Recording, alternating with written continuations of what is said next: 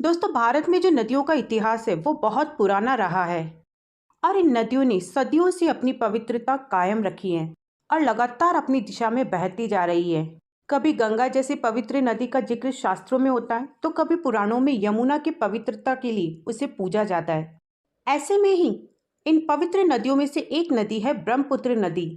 देखा जाए तो इस नदी का इतिहास और उद्गम की कहानी दूसरी पवित्र नदियों जैसी है, जो इसे भी दूसरी नदियों की तरह ही महत्वपूर्ण बनाती हैं। लास्ट वीडियो में हमने गंगा नदी तंत्र के बारे में बात करी थी और आज की इस वीडियो में हम बात करने वाले हैं ब्रह्मपुत्र नदी तंत्र के बारे में। ब्रह्मपुत्र नदी भारत की सबसे लंबी नदियों में से एक है, जिसकी लंबाई 2900 किलोमीटर है। यानी तिब्बत से बंगाल की खाड़ी तक की जो लंबाई है वो 2900 किलोमीटर है। ये जो नदी है ये तिब्बत में स्थित पवित्र मानसरोवर झील से निकलने वाली सांगपो नदी पश्चिमी कैलाश के पास पोरंग जिले में चेमायुंगडोंग ग्लेशियर से निकलती है और इस जगह पर इस नदी को यारलुंग सांगपो के नाम से जाना जाता है।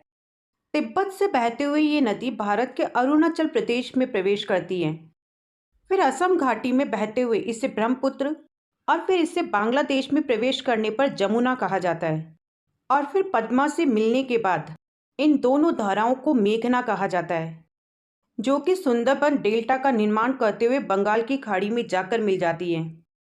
यारलुंग सांगपो या फिर ब्रह्मपुत्र एक ऐसी नदी है जो पुरुष नदी है, जिसका शाब्दिक अर्थ है ब्रह्मा का पुत्र।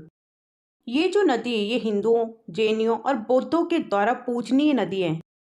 तो दोस्तों, यहाँ तक आपके समझ में आ गया होगा कि इस नदी को अलग अलग जगह पर अलग अलग नामों से जाना जाता है। मतलब ये कि ये नदी जहाँ जहाँ से गुजरती है उसे वहाँ वहाँ अलग अलग नामों से जाना जाता है। जैसे तिब्बत में सांगपो या यारलुंग जांगबो के नाम से जाना जाता है, अरुणाचल प्रदेश में इसे दिहांग नदी के नाम से जाना जाता है, वहीं असम में इसे ब्रह्मपुत्र और बांग्लादेश में इसे जमुना नदी के नाम से जाना जाता है। देखो, ब्रह्मपुत्र नदी जो है ना वो एक पूर्ववर्ती नदी है। अब आप लोग पूछोगे कि पूर्ववर्ती नदी क्या होती है? तो ऐसी नदियां जो हिमालय के बनने से पहले से बहती है, ऐसी नदियों को ही पूर्ववर्ती नदी कहा जाता है, जैसे सिंधु, ब्रह्मपुत्र और सतलज। अब ये जो नदी है ये 3 देशों से होकर बहती है, चीन, भारत और बांग्लादेश। मतलब ये कि चीन में तिब्बत से शुरू होती है, फिर भारत से होते हुए बांग्लादेश में चली जाती है। तो मैंने अभी आपको बताया था कि इसकी टोटल लंबाई 2900 किलोमीटर है। यानी तिब्बत से बंगाल की खाड़ी तक की जो लंबाई है वो है 2900 किलोमीटर। तो ये तो हुई इसकी कुल लंबाई। अब हम बात करते हैं कि चीन में, भारत में और बांग्लादेश में ये कितने किलोमीटर तक बहती है। तो देखो, चीन में जो इसकी लंबाई है, यानी ये चीन में जितनी दूरी तक बहती है वो है 1625 किलोमीटर, भारत में 916 किलोमीटर और बांग्लादेश में 360 किलोमीटर तक बहती है। अब ये तिब्बत से बहते हुए सीधा अरुणाचल प्रदेश में प्रवेश करती है। देखो, अरुणाचल में जहां से ये प्रवेश करती है वहां पर पड़ता है नामचा बरवा पर्वत, जिसे ये काट के गोच बनाती है और फिर इस गोच को हम लोग कहते हैं दिहांग गोच। और इसी जगह पर है यांगयाप दर्रा, जहां से ये मुड़ती है और इसे काटती हुई अरुणाचल प्रदेश में घुस जाती है। अरुणाचल प्रदेश में ये सियांग और दिहांग के नाम से जानी जाती है। अरुणाचल प्रदेश में दिबांग नदी और लोहित नदी बाई तट से आकर इससे मिलती है और यहीं से इन दोनों नदियों को ब्रह्मपुत्र की सहायक नदियों के रूप में जाना जाता है। मतलब दिबांग और लोहित नदी के मिलने के बाद दिबांग नदी को ब्रह्मपुत्र के नाम से जाना जाता है और फिर यहीं से ब्रह्मपुत्र नदी असम में प्रवेश करती है। तो लोहित और दिबांग ये तो हुई इसकी बाईं तरफ से आने वाली सहायक नदियां। अब बात करते हैं दाईं तरफ से आने वाली सहायक नदियां कौन कौन सी हैं। कोपिली, धनसिरी, दिहांग, बराक, सुबनसिरी, मानस, तिस्ता और कामेंग। असम में ब्रह्मपुत्र नदी गुम्फित जलमार्ग बनाती है। अब ये गुम्फित जलमार्ग क्या होता है? तो ऐसी नदियां जो ऊंचे पहाड़ों से आती है और अपने साथ बहुत सारा मलबा और मिट्टी लाती है। अब ये जो मिट्टी है ये जमना शुरू हो जाती है, मतलब एक जगह इकट्ठी होने लग जाती है। और जब ये मिट्टी अपनी एक सीमा से ज़्यादा जमने लग जाती है ना, तब क्या होता है, नदी पर जगह जगह पर द्वीप बनने लग जाते हैं, जिसकी वजह से क्या होता है, नदी कई धाराओं में बंट जाती है। अब जाहिर सी बात है कि जब बीच में ऊंचे ऊंचे टीले बनने लगेंगे तो पानी साइड से ही बहने लगेगा ना, और फिर यही अलग अलग धाराएं आगे जाकर नदी से फिर से मिल जाती है। तो सेम इसी तरह से ब्रह्मपुत्र नदी भी अपने साथ बहुत सारा मलबा और मिट्टी लाती है।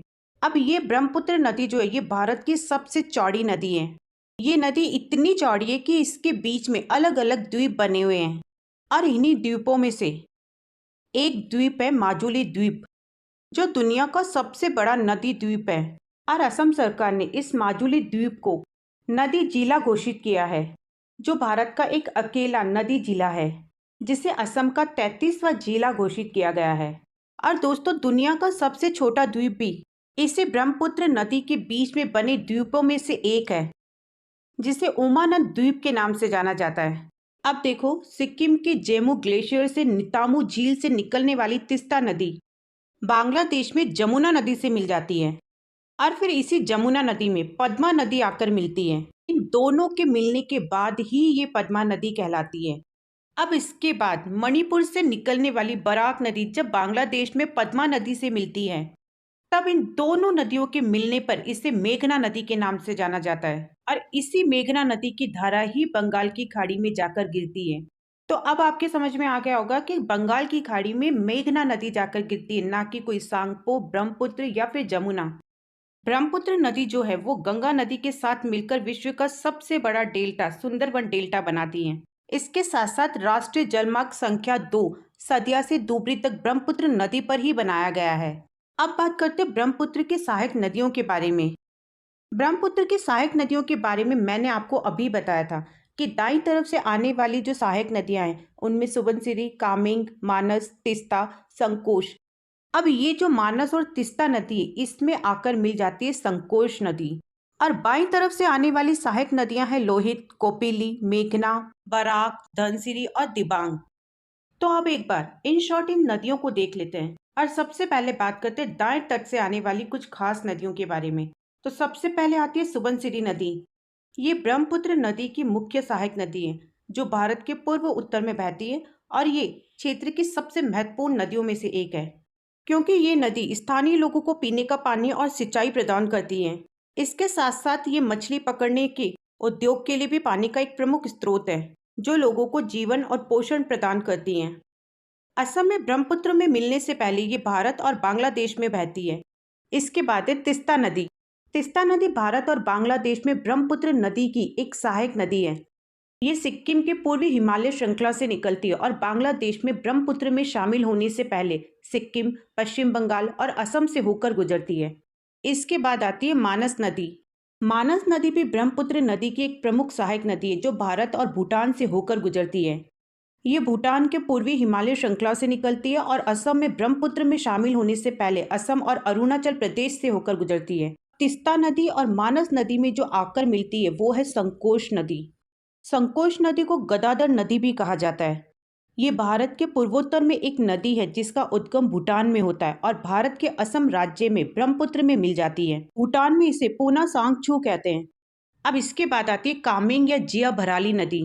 कामेंग नदी को जिया भराली नदी के नाम से भी जाना जाता है। ये भारत में ब्रह्मपुत्र की एक प्रमुख सहायक नदी है और ये अरुणाचल प्रदेश में हिमालय से शुरू होती है और ब्रह्मपुत्र में शामिल होने से पहले सोनितपुर और बक्सा जिलों से गुजरते हुए दक्षिण पूर्व में चली जाती है। अब बात करते हैं बाईं तरफ से आने वाली कुछ सहायक नदियों के बारे में, जिनमें सबसे पहले आती है कोपिली नदी।